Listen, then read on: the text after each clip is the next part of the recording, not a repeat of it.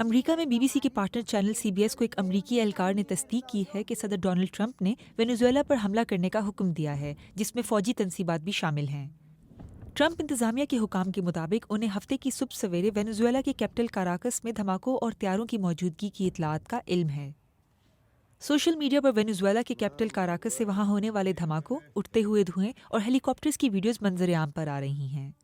Venezuela کی حکومت نے حملوں پر رد عمل دیتے ہوئے امریکہ کی کارروائی کو مسترد کیا اور اس کی مذمت کی۔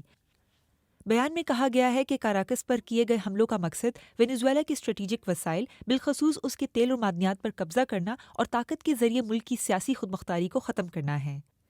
یہ صورتحال ٹرمپ انتظامیہ کی جانب سے وینزویلا کے صدر نکولس مادورو پر ہفتوں سے جاری دباؤ کے بعد سامنے آئی ہے۔